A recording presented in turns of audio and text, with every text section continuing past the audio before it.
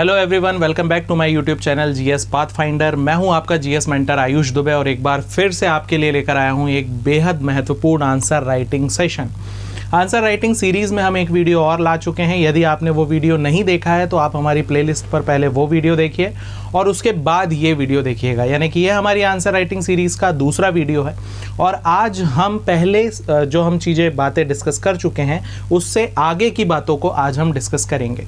आज का जो हमारा सेशन होगा इसलिए महत्वपूर्ण होगा क्योंकि आज हम विषय के आधार पर आंसर राइटिंग को डिस्कस करेंगे। मैं आपको इस विषय को थोड़ा और ब्रीफ बता दूं कि आज का जो हमारा डिस्कशन पॉइंट है वो ये होगा कि मान लीजिए हमारे मेंस में, मान क्या लीजिए सही में हमारे मेंस में बहुत सारे अलग अलग सब्जेक्ट्स होते हैं। जैसे मेंस के मेजर सब्जेक्ट्स की अगर मैं बात करूं तो एक सब्जेक्ट होता है हिस्ट्री, इतिहास, ठीक है। दूसरा मेजर सब्जेक्ट होता है पॉलिटी या कॉन्स्टिट्यूशन, ठीक है, इंडियन कॉन्स्टिट्यूशन, ये एक मेजर सब्जेक्ट होता है। तीसरा जो मेजर सब्जेक्ट होता है वो होता है ज्योग्राफी, और जो चौथा मेजर सब्जेक्ट होता है वो होता है इकोनॉमिक्स। तो ये चार मेजर सब्जेक्ट तो होते ही होते हैं। इसके अलावा हमारे पास एक साइंस भी होता है, तो साइंस से भी क्वेश्चन आते हैं। साइंस के अलावा और क्या होता है? साइंस के अलावा हमारे पास एथिक्स होता है। पेपर 4 एथिक्स, नीति शास्त्र, एथिक्स की हम बात करेंगे। पेपर अब हम 5 तो नहीं कह सकते, लेकिन हमारे पॉलिटी के साथ एक पार्ट और होता है जिसे हम गवर्नेंस कहते हैं। क्या कहते हैं? गवर्नेंस। तो गवर्नेंस भी एक पार्ट है, गवर्नेंस। और लास्ट में जो पेपर 6 होता है हमारा, सबसे आखिरी में ऐसे निबंध जहां पर लिखना होता है। देखिए, पत्र के लिए आंसर राइटिंग उतनी ज़रूरी नहीं होती। पत्र वगैरह के आप फॉर्मेट्स अच्छे से याद कर लेंगे तो आप बहुत अच्छा पत्र लिख पाएंगे, लेकिन ऐसे के लिए तो आंसर राइटिंग बहुत ज़रूरी होती है। मैं बताऊंगा कि आप कैसे उस चीज़ को सीखेंगे। आज हम डिटेल्ड में इन सब को डिस्कस करेंगे। जैसे कि अगर सिर्फ इतिहास विषय की आंसर राइटिंग करनी है तो इतिहास विषय की, कहाँ गया इतिहास? ये रहा इतिहास। तो इतिहास विषय की आंसर राइटिंग के लिए महत्वपूर्ण कौन सी बातें हैं, इस तरीके से हम इंडिविजुअल एक एक करके हर विषय के आंसर राइटिंग के कॉन्सेप्ट्स को समझेंगे। यकीन मानिए कि इस लेक्चर को लेने के लिए मुझे एक काफ़ी ज़्यादा समय बिताना पड़ा है, ठीक है। कुछ अनुभव मुझे लेने पड़े हैं, तब मैं इस लेक्चर को लेने के योग्य बना हूँ, या मैं सीख रहा हूँ कि मैं कैसे आपको वो चीज़ें सिखा सकता हूँ। तो यकीन मानिए कि ये लेक्चर बहुत महत्वपूर्ण है। मैं इस लेक्चर को YouTube पर फ्री बहुत ज़्यादा समय तक नहीं रखूँगा, ठीक है। आप इसको, अभी ये फ्री है, आप इसको देखिए और इसको अप्लाई कीजिए। आप यदि अप्लाई करेंगे तभी मेरा जो प्रयास है इस सीरीज़ को बनाने का वो सफल हो पाएगा। तो बिना किसी देरी के शुरू करते हैं हमारे पहले विषय पर, जो है इतिहास या हिस्ट्री। तो सबसे पहले अगर हम हिस्ट्री की बात करें, इतिहास की बात करें, हमें थोड़ा डार्क कलर का पेन चाहिए। Black colour is good. Indian history. अब हमें करना क्या है? हमें इतिहास जो है, इतिहास के जो प्रश्न है उनकी आंसर राइटिंग को सीखना है, या उनमें हम कैसे आंसर को कनेक्ट करेंगे, हमें ये सीखना है कि यदि इतिहास से प्रश्न आ रहे हैं तो इतिहास के आंसर को कैसे आपस में कनेक्ट करना है, वो लिंकिंग कैसे डेवलप होगी। देखिए, मैं आपको बताता हूँ, बहुत मुश्किल काम नहीं है ये। यदि आप कॉन्सेप्ट समझ गए तो आप बड़ी आसानी से ये चीज़ें सीख जाएंगे। जैसे मान लीजिए कि एक कोई इतिहास का प्रश्न आ रहा है जो आधुनिक काल का है ना। इतिहास में आप जानते हैं कि 3 पार्ट होते हैं, है ना। इंडियन हिस्ट्री के 3 भाग होते हैं, एक प्राचीन भारत का इतिहास, एक मध्यकालीन भारत का इतिहास और एक आधुनिक भारत का इतिहास। आगे चल के आधुनिक भारत को फिर हम 2 भागों में बांट देते हैं, अभी हम एक ही लेकर चलते हैं। अब आप ऐसे समझिए कि यदि मुझसे ये पूछा कि मध्यकालीन भारत में मुझसे ये पूछा कि आप मुगल कालीन प्रशासनिक व्यवस्था पर एक 11 नंबर का आंसर लिखिए। समझ गए प्रश्न क्या है? हमारा प्रश्न ये है 11 नंबर में, 11 मार्कर में, कि हमें मुगल कालीन प्रशासनिक व्यवस्था या सामाजिक व्यवस्था या धार्मिक व्यवस्था, कुछ ना कुछ आ ही जाएगा। हमें मुगल कालीन प्रशासनिक व्यवस्था के बारे में लिखना है। अब देखिए आप एक बात समझिए, ऐसा तो है नहीं कि हमने सिर्फ मुगल को पढ़ा हुआ है या सिर्फ मुगल पढ़ के ही हम रुक जाएंगे, ऐसा बिल्कुल नहीं है। हमने मुगल तो पढ़ा ही पढ़ा है, पर मुगल के साथ हमने प्राचीन में मौर्य भी पढ़ा है, गुप्त भी पढ़ा है, ठीक है। हमने मध्यकाल में सारे, देखिए दिल्ली सल्तनत की भी व्यवस्थाएं पढ़ी है। तो यानी कि हम मुगल के पहले बहुत सारी व्यवस्थाएं पढ़ चुके हैं, तो हम किसी से भी कनेक्ट कर सकते हैं। जैसे मुगल काल की व्यवस्थाएं कैसी है, तो केंद्रीकृत है, तो हम बता देंगे कि भाई देखिए मौर्य में जिस तरह केंद्रीकृत थी वैसे ही केंद्रीकृत कहाँ देखने को मिलती है, मुगल में। ये हमने आपस में लिंक कर दिया। इस तरीके से हम इतिहास में ही इतिहास के प्रश्नों को आपस में लिंक कर सकते हैं, प्राचीन को आधुनिक से और आधुनिक को प्राचीन से। इस तरीके से आपस में ये इंटरलिंक हो जाएंगे। तो इतिहास के प्रश्नों को लिंक करना है तो आप इतिहास में ही उसको लिंक कर सकते हैं। ये एक बेहद, आप समझिए, बेहद दिलचस्प तरीका है। यदि मैं मान लो कि प्राचीन भारत का कोई सवाल है, अगर हम कोई दूसरा सवाल डिस्कस करें 11 मार्कर में, जो कि एंशिएंट हिस्ट्री से सवाल है कि प्राचीन भारत में महिलाओं की स्थिति को बताइए, तो आप क्या कहेंगे कि आज वर्तमान में जो महिलाओं की स्थिति हम देख पा रहे हैं कि महिलाएं इतना बढ़ चढ़कर भाग ले रही हैं, महिलाओं का संसद में प्रतिनिधित्व बढ़ा है, ऐसा ही कुछ हमें वैदिक काल में भी देखने को मिलता है, जहां बहुत विदुषी महिला। इस तरीके, मैं आपको सिर्फ एग्जाम्पल दे रहा हूं, मैं कोई आदर्श आंसर आपको नहीं बता, मैं आपको कनेक्टिविटी बता रहा हूं कि देखिए आप किस तरह इतिहास के आंसर को कनेक्ट कर सकते हैं इतिहास से ही। यही सबसे बेस्ट तरीका है इतिहास की आंसर राइटिंग का। आप करके देखिएगा, आपके आंसर बहुत अच्छे आएंगे, ठीक है। अब इतिहास के आंसर राइटिंग में एक बात और आपको ये ध्यान रखना है कि इतिहास के आंसर में आखिर होता क्या है, कौन सी चीज़ें हैं जो ज़रूरी हैं। तो देखिए इतिहास को इतिहास कौन बनाता है। यदि मैं आपसे कहूँ कि इतिहास की आंसर राइटिंग में, इतिहास की आंसर राइटिंग में जब भी आप करेंगे तो कौन सी बातें सबसे ज़्यादा ज़रूरी है, किन बातों को सबसे पहले आपको लिखना है, तो सबसे पहले आपको लिखना है, क्योंकि इतिहास को इतिहास बनाता है सोर्स। सोर्स का क्या मतलब है, स्रोत या सोर्सेस। यदि आप इतिहास के किसी भी आंसर में सोर्सेज ही नहीं लिखेंगे, यदि आप सोर्सेज से ही आंसर को शुरू नहीं करेंगे, तो वो इतिहास का आंसर माना ही नहीं जाएगा। मान लीजिए मुझसे ये पूछा गया कि आपको मौर्य काल की पूरी प्रशासनिक व्यवस्था लिखनी है, मुझे पूरी की पूरी मौर्य काल की प्रशासनिक व्यवस्था लिखनी है, लेकिन मैं मौर्य काल की पूरी प्रशासनिक व्यवस्था को लिख तो रहा हूं, लेकिन मुझे उसकी जानकारी कहां से मिली, मैं ये लिख ही नहीं रहा। मैंने कहीं अर्थशास्त्र का नाम नहीं लिखा, मैंने कहीं मेगास्थनीज की इंडिका का नाम नहीं लिखा, मैंने कुछ भी नहीं लिखा, ना मैंने अशोक के अभिलेख शिलालेख के बारे में लिखा, तो मैंने सोर्स ही नहीं बताया। देखिए सोर्स से ना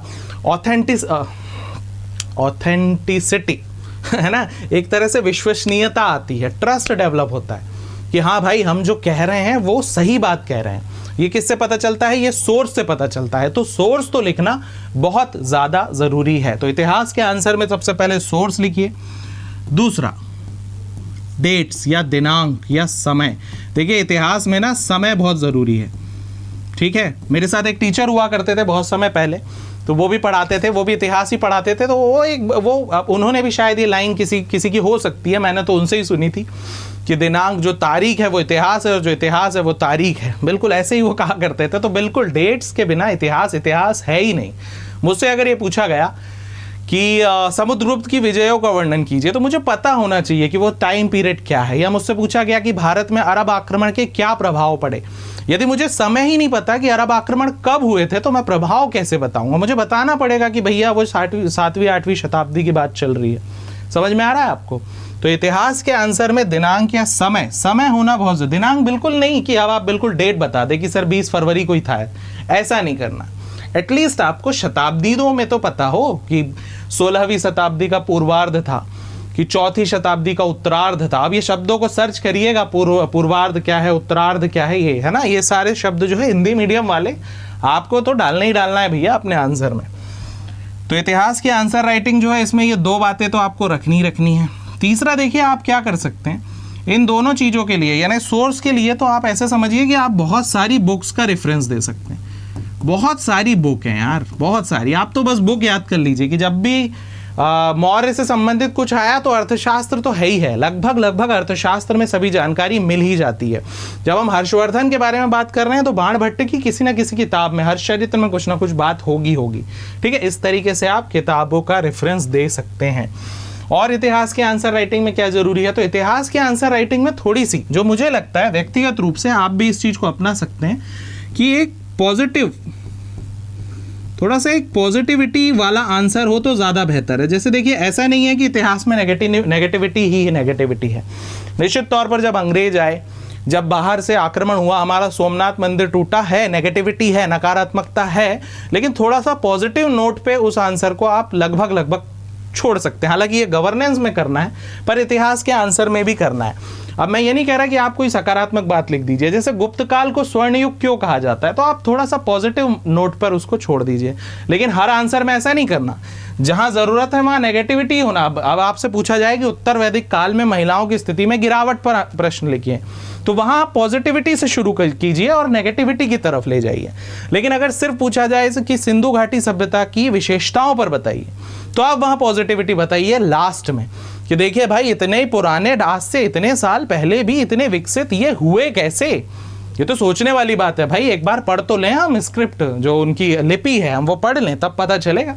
समझ में आया आपको? तो आपको इसको, यदि आलोचना या नेगेटिव वाला प्रश्न है तो आप पॉजिटिव से नेगेटिव की तरफ ले जाएंगे, वरना सामान्यतः आप इसको कहां से ले जाइए, नेगेटिव से लेकर आइए किसकी तरफ, पॉजिटिव की तरफ।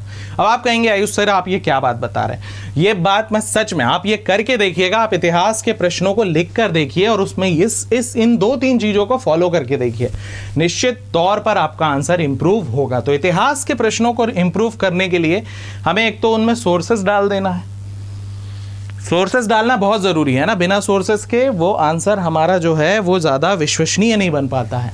हमें दिनांक के समय को ऐड कर देना है, और हमें पॉजिटिव आंसर को के शुरुआत में या एंड में कहीं ना कहीं पॉजिटिव बात तो रखनी ही है। आलोचना वाले सवाल में नहीं रखनी है, वो डिपेंड करता है कि सवाल की हमारी कैटेगरी क्या है, सवाल हमसे पूछ क्या रहा है। ठीक है, आगे बढ़ते हैं, इतिहास से आगे बढ़ते हैं दूसरे विषय की तरफ। तो जिसको हम डिस्कस कर ले रहे हैं उसको हम हाईलाइट कर लेते हैं, ताकि हमें याद रहेगा कि हमने इतिहास को डिस्कस कर लिया। अब हम चलते हैं कहाँ, दूसरा विषय जो सबसे ज़्यादा पूछा जाता है या जो सबसे ज़्यादा महत्वपूर्ण है, वो है इंडियन कॉन्स्टिट्यूशन, यानी भारतीय राजनीति। चलिए, कॉन्स्टिट्यूशन के सवालों में क्या करना है, देखिए ये तो शायद आप ज़्यादा बेहतर तरीके से जानते हैं और आपको पता भी होगा, फिर भी मैं आपको सारी बातें बताऊंगा। एक बहुत मुश्किल काम आपको करना है, नहीं मुश्किल कुछ नहीं है, सब कुछ आसान है। एक बड़ा आसान सा काम आपको करना है, और वो क्या है, संविधान के महत्वपूर्ण आर्टिकल्स आपको फिंगर टिप्स पे याद होना चाहिए। जैसे मैं आपको एग्जांपल देता हूँ, आंसर राइटिंग में कैसे काम आएगा ये आर्टिकल्स, कैसे काम आएंगे। जैसे मुझसे ये पूछा गया कि राष्ट्रपति को हटाने की प्रक्रिया का वर्णन कीजिए, या राष्ट्रपति के चुनाव प्रक्रिया का वर्णन कीजिए, या भारत में आपातकालीन प्रावधानों के बारे में लिखिए, या ये पूछ लिया गया कि डीपीएसपी मौलिक अधिकार से कैसे भिन्न है ये बताइए, या क्या भारत की संविधान की प्रस्तावना को बदला जा सकता है, आपके विचार स्पष्ट। इस तरीके से, या सुप्रीम कोर्ट का जो केस है वो उस पर आप कोई टिप्पणी कीजिए, आप बताइए कि क्या था वो केस। अब आपको आर्टिकल ही नहीं पता, चलो प्रस्तावना का तो आर्टिकल नहीं है, लेकिन बाकी आर्टिकल तो आपको पता होने चाहिए। राष्ट्रपति शासन के बारे में कुछ पूछ ले, आपको यही नहीं पता आर्टिकल 356 की कौन सा है, महाभियोग 61 में है कि कहाँ। यदि आपको आर्टिकल्स से खेलना नहीं आता तो समस्या है भैया। कोई प्रश्न आ जाए कि क्या मतलब राष्ट्रपति के अध्यादेश जारी करने की शक्ति का विस्तार से वर्णन किया, अब आपको सब याद है सारी बातें कि इतने समय के लिए रहता है, अब आता है सेशन, ये वो, तुरंत में हमको कानून बनाना है, अर्जेंट में, सब पता है आपको। 1 2 3 आर्टिकल आप भूल गए तो दिक्कत है भैया। आर्टिकल्स संविधान या कॉन्स्टिट्यूशन के आंसर राइटिंग में हमको आर्टिकल्स तो ऐड करने ही करने पड़ेंगे। ठीक है, दूसरा आप क्या ऐड कर सकते हैं, जितने भी केसेस हैं, जितने भी वाद हैं, वो बहुत इंपॉर्टेंट है उनकी। तो ये वो चीज़ है जो हम सबसे ज़्यादा मिस करते हैं। इवन शायद मैं भी बहुत इस चीज़ को वो कर देता था कि अवॉइड, नहीं यार ये तो नहीं काम आएंगे भैया, बहुत काम आएंगे, ऐड करो। आंसर के बीच में कहीं जगह मिल रही है, आप ऐड करो। जैसे प्रस्तावना से संबंधित है कि प्रस्तावना से संबंधित कोई प्रश्न, बिल्कुल डालिए आप उसमें। संविधान के मूल ढांचे में डालिए आप केशवानंद भारती को, तो आप केशवानंद भारती केस को, तो आपको लिखना पड़ेगा। आपसे PIL का क्वेश्चन पूछ लिया तो वहां पर आप आंसर को डाल सकते हैं। तो पॉलिटी के आंसर में यदि आप ये सारी चीजें लिंक नहीं कर रहे हैं ना, आप वर्तमान परिस्थितियों को भी पॉलिटी या राजनीति के आंसर में बिल्कुल लिंक कर सकते हैं, वर्तमान परिदृश्य को आप बिल्कुल लिंक कर सकते हैं। एक और आपको राज की बात बताता हूं। अब देखिए, अब यहां कौन सा गेम होता है। मैंने इतिहास के आंसर में बोला था इतिहास को इतिहास से लिंक करना है, पॉलिटी को इतिहास से लिंक करिए आप आंसर में। अब आप बोलेंगे सर ये कैसे? अब मैं आपको इसका एग्जांपल देता हूं कि आप पॉलिटी को इतिहास के आंसर में कैसे लिंक करेंगे, या पॉलिटी में इतिहास के आंसर को कैसे लिंक करेंगे। मैंने आपसे ये पूछा कि संसद के बारे में लिखिए, या संसद भारत में शासन व्यवस्था के बारे में लिखिए, है ना, कि या फिर आप ऐसे विधानमंडल के बारे में लिखिए, या मंत्री परिषद के कार्यों का उल्लेख कीजिए। भाई आप उठाइए ना, अर्थशास्त्र, शाप्तांग सिद्धांत, मंत्री परिषद, राजा के 7 अंग, वहां से उठाइए। हाँ, चंद्रगुप्त मौर्य के पास मंत्री थे, अकबर के पास तो थे ही थे, कनिष्क के पास मंत्री थे, आप बिल्कुल उठाइए। आपसे प्रश्न ये पूछे कि भारत में स्थानीय स्वशासन के बारे में लिखिए। अरे भैया, चोल को कैसे भूल गए आप? हाँ, स्थानीय स्वशासन के जन्मदाता तो हमारे देश में है, चोल में चोल थे जो, है ना। तो ये है सबसे बेस्ट। यानी आपको पॉलिटी के जितने भी आंसर्स हैं उनको आप सीधा किससे लिंक कर सकते हैं? हिस्ट्री से डायरेक्ट आप लिंक कर सकते हैं, और ये सबसे बड़ा मास्टर स्ट्रोक होगा आपके लिए। यू बूम करेगी आपकी आंसर राइटिंग, और नंबर तो फिर आप पूछिए मत, आप सीधा मिठाई का डब्बा भेज दीजिएगा, मैं एड्रेस भेज दूंगा आपको, बस सिलेक्शन के बाद मैसेज कर दीजिए मुझे, ठीक है। तो ये है कॉन्स्टिट्यूशन की आंसर राइटिंग, कॉन्स्टिट्यूशन की आंसर राइटिंग, या भारतीय संविधान की आंसर राइटिंग, या भारतीय राज व्यवस्था की आंसर राइटिंग में हमको ये सारी चीजें ऐड करनी है। चलिए आगे बढ़ते हैं। कहाँ गई हमारी स्लाइड जहां हम डिस्कस कर रहे थे? ये रही। अब आते हैं हम ज्योग्राफी पे। कहाँ आते हैं? ज्योग्राफी। देखिए, ज्योग्राफी के आंसर राइटिंग में हमें क्या करना है? जब हम ज्योग्राफी की बात करते हैं तो ज्योग्राफी की आंसर राइटिंग में हमें ये करना है, देखिए इसको लिखते हैं, हम लिख के समझते हैं। अब हमें ज्योग्राफी की आंसर राइटिंग करना है। अब आपको क्या लगता है ज्योग्राफी में सबसे ज्यादा जरूरी क्या होता है? जब आपने पढ़ा होगा तब भी सबसे ज्यादा जरूरी क्या था? ज्योग्राफी में सबसे ज्यादा जरूरी होता है मैप या डायग्राम। देखिए, डायग्राम या मैप तो आपको बनाना ही बनाना है। अगर आप पूरा, ऐसा नहीं कि पूरे पेज में डायग्राम बना दिया, इतनी जगह नहीं है भैया। आजकल जो कॉपी आती है उसमें लिखा रहता है ना, क्वेश्चनों की जगह बिल्कुल फिक्स है कि इतनी जगह में ही क्वेश्चन होंगे, है ना, और उतनी ही जगह में लिखना है। तो आपको स्पेस मैनेजमेंट तो पूरा सीखना ही पड़ेगा भैया, है ना। टाइम मैनेजमेंट सीखे ना सीखे, हम टाइम मैनेजमेंट तो लगता ही है मेंस में, अब स्पेस मैनेजमेंट भी लगने लगा है। अब उतनी सी जगह में ही आपको छोटा सा एक मैप बनाना है, तो मैप या डायग्राम बहुत ज़रूरी है ज्योग्राफी में, ठीक है। अब एक चीज़ और, हम जो बहुत ज़्यादा बच्चे लापरवाही करते हैं, देखिए प्री के बाद तो बहुत करते हैं, हम बिल्कुल याद नहीं रखते अक्षांश देशांतर जो होते हैं ना हमारे, उनको हम बिल्कुल भी नहीं याद रखते, लेकिन याद रखना चाहिए भैया। मैं आपको MP का एग्जाम्पल देता हूँ। अब MP से ये पूछ लिया गया कि मध्य प्रदेश का क्षेत्रीय विस्तार बताइए। हालांकि ये बहुत आसान सा क्वेश्चन है, तो ये तो नहीं पूछेगा, हमसे पूछ लेगा कि मालवा के पठार की विशेषताएं बताइए। अब आपसे पूछ लिया मालवा के पठार की विशेषता, ये बड़ा फेमस क्वेश्चन है, PSC मेंस में आ भी चुका है ना। अब आप क्या करेंगे? आप शुरू हो जाएंगे कि मालवा का पठार यहाँ से यहाँ तक नदी, आप नदियाँ बता देंगे, बहुत अच्छी बात है। मैप तो आप बनाएंगे, चारों नदियाँ, 2-3 नदियों के बीच में आप ये बता देंगे, पहाड़ियाँ बना देंगे। यदि आपको अक्षांश विस्तार याद है ना मालवा के, तो फिर आप समझिए कि 1 नंबर ज़्यादा लेके निकलेंगे आप, और ये एक नंबर ना पोस्ट डिसाइड करता है, ठीक है। तो आप यदि ये याद कर पा रहे हैं महत्वपूर्ण चीज़ों का, तो ये बहुत ज़रूरी है ज्योग्राफी के पेपर में। तो मैप का इस्तेमाल करना है, डायग्राम का इस्तेमाल करना है, अक्षांश देशांतर जो होते हैं उनका भी ज्योग्राफी के पेपर में क्या करना है? इस्तेमाल करना ही करना है, ठीक है। और ज्योग्राफी के पेपर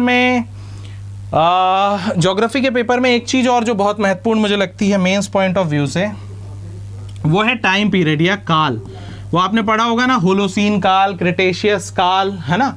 ये जो काल होते हैं ना, ये इनको आप डालिए आंसर में, ठीक है। जैसे अगर आपसे पूछा जाए दक्कन के पठार के बारे में लिखिए, तो आप वहां डालिए कि भाई ये कार्बोनिफेरस एज में था या फिर आपसे अरावली तो बड़ा हॉट टॉपिक है, अरावली पे बहुत डिस्कशन हो सकता है। अभी अरावली था, अभी अरावली पर पूरे देश में भी बहुत कुछ हुआ भी है। तो जब भी अरावली से संबंधित कुछ हो तो आप बताइए भैया कि अरावली प्री कैम्ब्रियन के टाइम का है पर्वत, अभी नया नया नहीं है, समय हो गया इसको, बड़ा पुराना है ठीक है, आप क्या इसको हटाने की बात कर रहे हैं। तो ये जो काल होते हैं, मेरे ख्याल से आप समझ गए हैं, जो ज्योग्राफी वाले हैं वो लगभग समझ गए हैं कि मैं किस बारे में बात कर रहा हूँ ना। जुरासिक काल था, जुरासिक पे मूवी भी आई है, ठीक है, तो वो एक बहुत ज्यादा जरूरी है। अगर आप वो ज्योग्राफी के आंसर में कर रहे हैं तो ये भी बहुत ज्यादा इंपैक्ट क्रिएट करेगा, ठीक है। नक्शे बनाना आपको आना चाहिए, मैप है ना इंडिया का नक्शा। अगर आपसे पूछ ले अल नीनो ला नीनो क्या है, अब छोटे आंसर में पूछेगा आप 3 फैक्ट लिख देंगे, सीधा 2 फैक्ट लिख देंगे। लेकिन अगर आपसे 11 नंबर में पूछा अल नीनो का भारतीय जलवायु पर क्या प्रभाव पड़ता, बनाना है फिर भैया आपको पूरा मैप बना के आप समझाएंगे कि ऐसा ऐसा सब कुछ आप बनाएंगे। ये है ज्योग्राफी के आंसर की पूरी स्ट्रेटजी। तो ज्योग्राफी का जब भी आंसर होगा तो आपको ये बनाना ही बनाना है। तो हमने क्या क्या डिस्कस कर लिया, हमने हिस्ट्री डिस्कस कर लिया, हमने पॉलिटी डिस्कस कर लिया और हमने ज्योग्राफी भी डिस्कस कर लिया। ये आपस में इंटरकनेक्टेड है। ज्योग्राफी से ही इतिहास डिसाइड होता है, या ज्योग्राफी से ही राजनीति भी डिसाइड होती है। आपस में तीनों विषय क्या है, कनेक्टेड हैं, बिल्कुल पूरी तरह कनेक्टेड हैं। आगे बढ़ते हैं अगले हमारे किसी विषय की तरफ। अगला हमारा विषय है इकोनॉमिक्स। इकोनॉमिक्स भी महत्वपूर्ण है।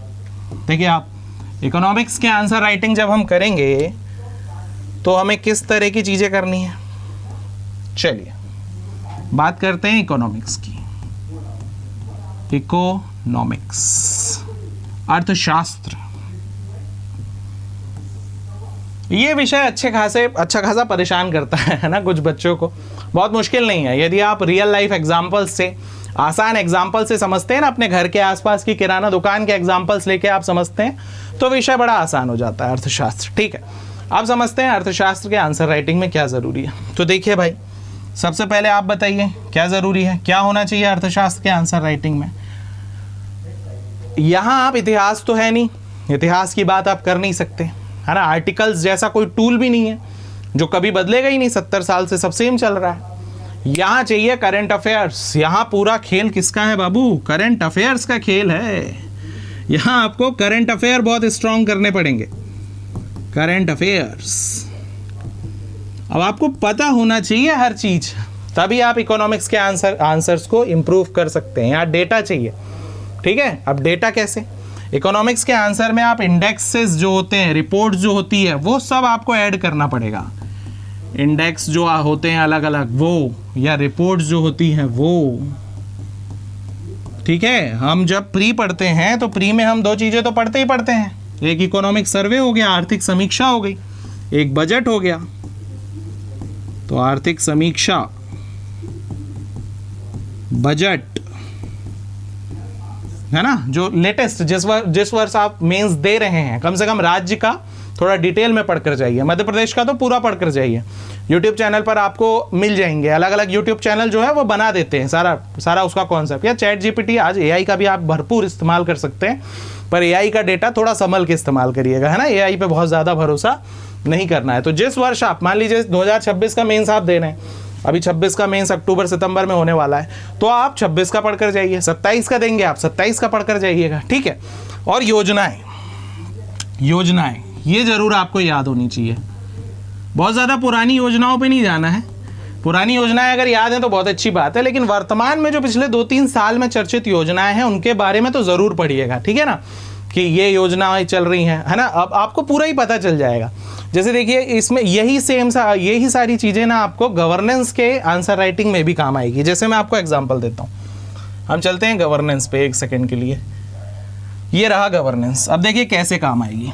गवर्नेंस टॉपिक में आपसे ये पूछा कि मध्य प्रदेश की स्वास्थ्य, या मध्य प्रदेश में स्वास्थ्य की क्या स्थिति है, या स्वास्थ्य संरचना का क्या ढांचा है, उस पर टिप्पणी करिए।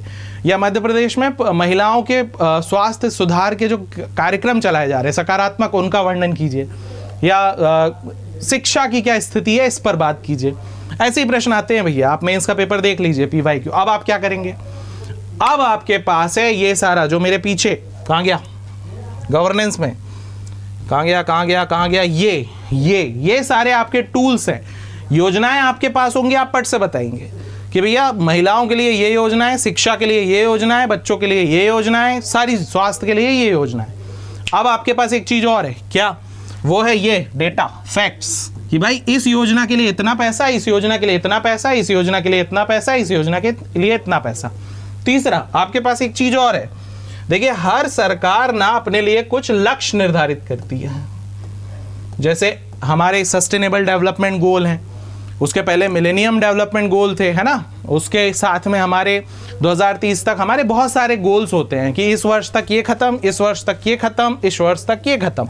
वो सारी चीजें भी है ना, जो गोल्स हैं, जितने लक्ष्य होते हैं, उनको आप याद रखिए कि भाई इस वर्ष तक शिक्षा में इतना एनरोलमेंट करना ही करना है, इस वर्ष तक इस बीमारी को खत्म करना ही करना है। ये अब आप जब इन सबको आपस में लिंक कर देंगे ना, आपने योजना का नाम बता दिया, आपने गोल बता दिया, आपने योजना में कितना अलॉटमेंट हुआ वो भी बता दिया, अब आपको तो बेसिक कंटेंट, अब आपका आंसर एकदम से क्या हो जाएगा, इनहैंस हो जाएगा। तो आंसर राइटिंग में इकोनॉमिक्स की, गवर्नेंस की, फैक्ट्स बहुत जरूरी है भैया, फैक्ट्स के बिना काम नहीं चलेगा, ठीक है।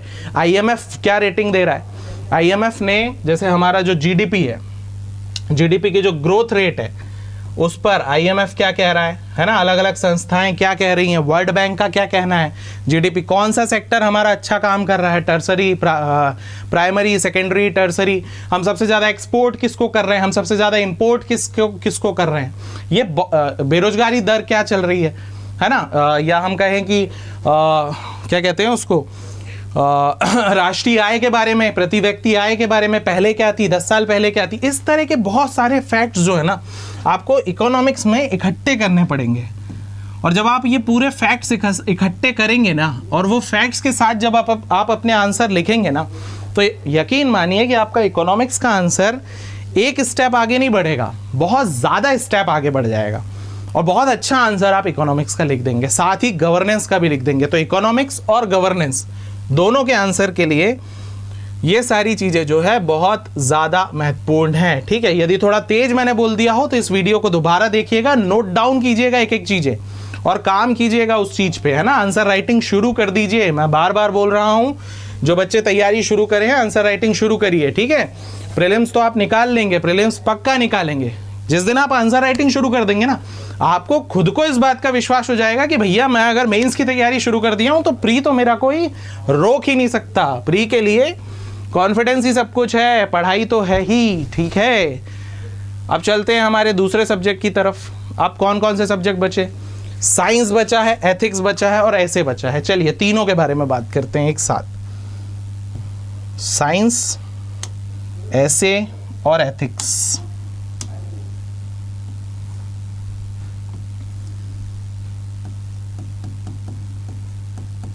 साइंस,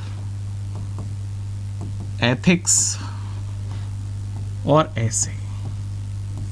अब तीनों के आंसर राइटिंग के लिए क्या महत्वपूर्ण है? देखिए साइंस के लिए क्या लगता है मुझे, मैं आपको वो बताता हूं। साइंस एक ऐसा विषय है जहां मैं अपनी मनमर्जी मनगढ़ंत कहानियां नहीं बना सकता भैया। वहां पर मुझे चाहिए सीधे सीधे टेक्निकल वर्ड्स। क्या चाहिए? Technical words.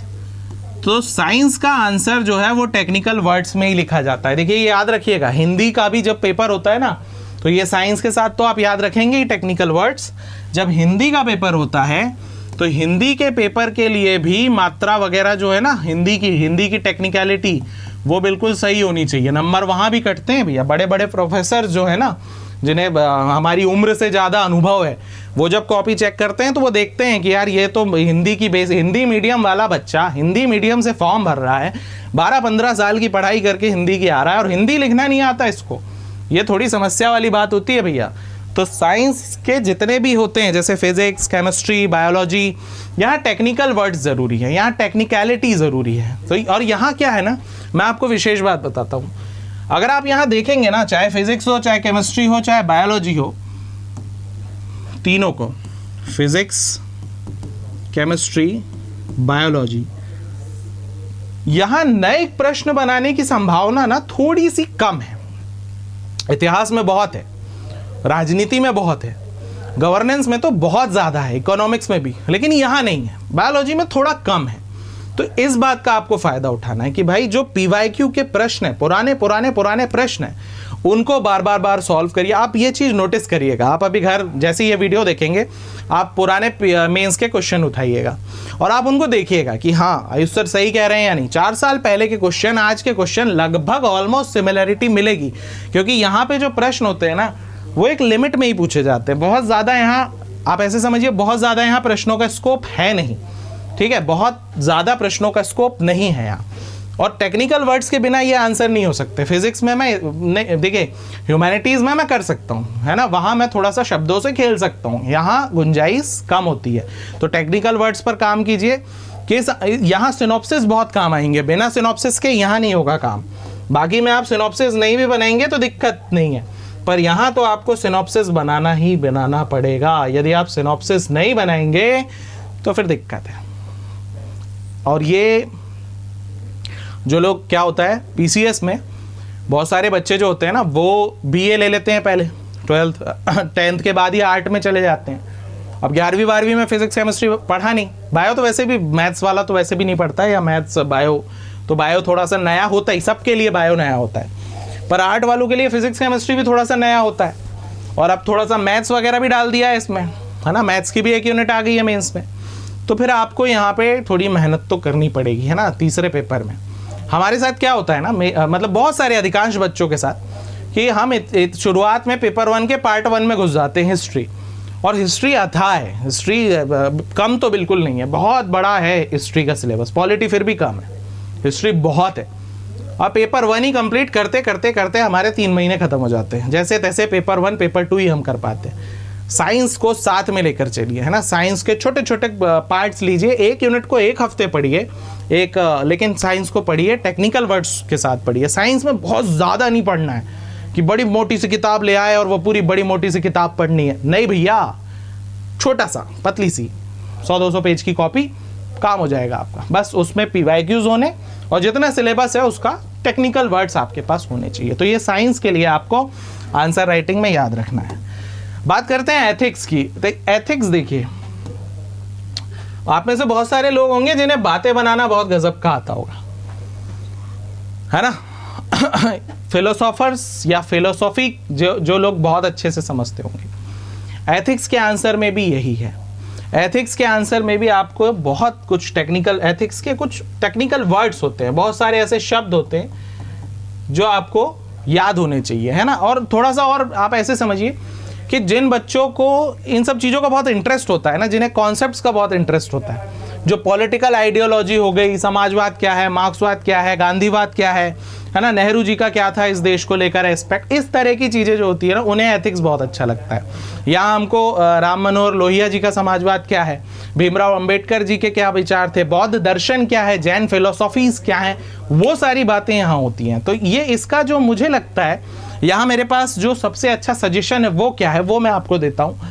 ये सबसे अच्छा सजेशन है मेरा, फिलहाल आप बुक तो लीजिए, एक स्टैंडर्ड बुक को आप फॉलो कीजिए इसके आंसर के लिए, और उस स्टैंडर्ड बुक को तो आपको देखना ही देखना है, बिल्कुल उसको तो पढ़ना ही पढ़ना है। लेकिन उससे भी बेहतर क्या होता है ना कि जैसे मुझे किसी का भी दर्शन देखना है, बौद्ध दर्शन देखना है, तो मैं क्या करूं, मैंने बौद्ध दर्शन पढ़ लिया और मुझे जितना समझ में आया उसका एक पेज में मैंने छोटा सा नोट्स बना लिया, एक छोटे से पेज में।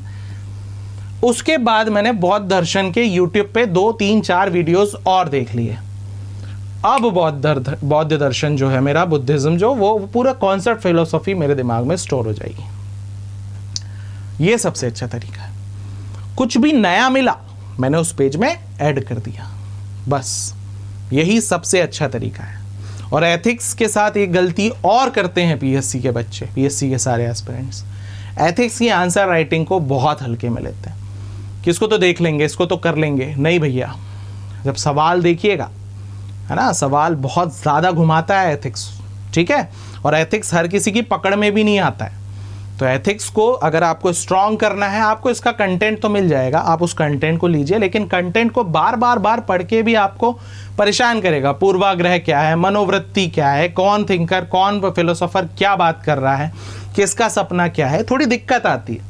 लेकिन अगर आपने नोट्स से पढ़ लिया और एक पेज पे, सिंगल पेज पे एक थिंकर के बारे में 3-4 यूट्यूब वीडियोस, अच्छे यूट्यूब वीडियोस आपने देख लिए, आपको थिंकर की आइडियोलॉजी समझ में आ जाएगी। जैसे हमें मूवी याद हो जाती है कि भैया इस मूवी में ये था, इस मूवी में ये था, इसके बाद ये हुआ था, यहाँ पर भी हम यही कर सकते हैं।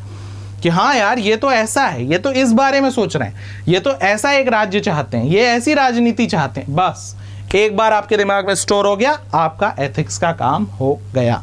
और अंतिम हम डिस्कस करते हैं ऐसे के बारे में। तो ऐसे क्या है? जब आप ये पूरा कर चुके होंगे ना, ये जितनी स्लाइड मैंने आपको समझाई, यानी कि जब आपका सिलेबस पूरा हो गया है। क्या पूरा हो गया है? सिलेबस, पहली बात। अब आप सिलेबस पूरा कर चुके हैं, ठीक है। अब जब आपका सिलेबस पूरा हो चुका है, और ये वाला कलर करते हैं हम, ठीक है। तो अब आपका सिलेबस पूरा हो चुका है, पहली बात। अब आप सिलेबस पूरा कर चुके हैं। दूसरा, आप बाकी सब्जेक्ट के आंसर राइटिंग भी कर रहे हैं, यानी आप history, polity, geography, economy plus ethics plus science को थोड़ी देर के लिए छोड़ दीजिए, तो आप इन सभी विषयों की जो है आंसर राइटिंग कर रहे हैं। प्लस गवर्नेंस भी आप ले सकते हैं, शायद गवर्नेंस लिख लिया हमने, नहीं लिखा, वो ज्योग्राफी थी। तो हिस्ट्री, पॉलिटी की जब आंसर राइटिंग आप कर लेते हैं ना, तब आपके ऐसे लिखने में मजा आता है आपको। अब ऐसे का कोई टॉपिक बताइए, जैसे ऐसे का कोई ऐसा टॉपिक जो मुझे कोई टॉपिक फिलहाल ऐसे का कोई तो टॉपिक बताइए। भारत में टूरिज्म हो सकता है ना, टूरिज्म इन इंडिया, ठीक है। ये मुझे 12th फेल से याद आया। अब टूरिज्म इन इंडिया पे जब हम बात कर रहे हैं, तो देखिए हम पूरा बता सकते हैं। अब मैं इतिहास से उसको लिंक कर दूंगा कि प्राचीन समय में भी भारत में जो है अलग अलग यात्री घूमने आया करते थे। हेनसांग है, फायान है ना, बहुत सारे हैं, वहां से लिंक कर दिया। मध्यकाल में भी बहुत सारे लोग आए, प्राचीन में मेगस्थनीज भी आया था, इधर अलबरूनी भी आया था। और यही यात्री जब बाहर गए और इन्होंने हमारे देश के बारे में बताया, तब बाहर, अब तब तो सोशल मीडिया नहीं होता था, कि न्यूज़ नहीं होती थी, तब उन्हें भारत के बारे में पता चला और भारत पर आक्रमण हुआ कि नहीं। तो बस टूरिज्म ही एक बहुत बड़ा, देखिए हर चीज़ ना आपस में लिंक होती है। एक बार आप मेंस अच्छे से पढ़ गए, आपने ये सारी चीज़ें सीख ली, तो आप भी ये सारी चीज़ें बहुत अच्छे से कनेक्ट करना सीख जाएंगे। तो ये टूरिज्म में ये हमारा लिंक हो गया कि नहीं। हमारे मंत्री या हमारे जो मंत्री हैं, मिनिस्टर हैं, या जो हमारी इंटरनेशनल ऑर्गेनाइजेशन में जो सम्मेलन होते हैं, अभी G20 हुआ था, ये टूरिज्म को बहुत ज़्यादा बढ़ा रहा है। स्पोर्ट्स टूरिज्म को बहुत ज़्यादा बढ़ाता है। तो प्राचीन काल में भी टूरिज्म हुआ करता था, टूरिज्म से रेवेन्यू आता है, इकोनॉमिक्स हमारा लिंक हो गया। जितनी योजनाएं टूरिज्म के लिए चल रही हैं वो सारी लिंक हो गई। बस यही तो है, ऐसे में भी तो यही करना है, लिंक ही तो करना है। जब आपके पास डेटा होगा ना, जब आपके पास कॉन्सेप्ट होंगे ना, तब आप बहुत अच्छे से चीज़ों को प्रेजेंट कर सकते हैं। और जितना अच्छा आप प्रेजेंट कर पाएंगे ना, उतना ही अच्छी आपकी मार्किंग होगी, उतनी ही अच्छी आप रैंक ला पाएंगे। तो मैं आपको सिलेक्शन के बारे में नहीं बता रहा हूँ, सिलेक्शन के बारे में बताना होता तो मैं आपको बता रहा हूँ रैंक के बारे में, कि रैंक कैसे लाते हैं भैया। सिलेक्शन तो ठीक है, रैंक आप ऐसे लाएंगे। इस वीडियो को शेयर कीजिए। आप बोलेंगे भाई सर शेयर ही तो नहीं करना है, नहीं, इस वीडियो को सेव करके रखिए, इस वीडियो को फिर से देखिए, मेरी बताई हुई रणनीतियों पर विश्वास कीजिए और अपनी आंसर राइटिंग को सुधारिए, ठीक है। हर आंसर को आप बेहतर बना सकते हैं, खुद से चेक भी कीजिए। इसीलिए मैं आपके लिए आंसर राइटिंग की एक सीरीज लेकर आया था। मैंने कोशिश की है कि मैं आपके ज़्यादा से ज़्यादा डाउट क्लियर कर दूं। तो ये सीरीज आपके लिए उपलब्ध है, मैं भी आपके लिए हमेशा उपलब्ध हूँ। आज के इस सेशन को हम यही समाप्त करते हैं। मेरा नाम है दोस्तों आयुष दुबे और आप मेरा चैनल देख रहे हैं। नमस्कार, जय हिंद, जय भारत। तैयारी करते रहिए, स्वस्थ रहिए, खुश रहिए। फिर मिलेंगे। नमस्कार।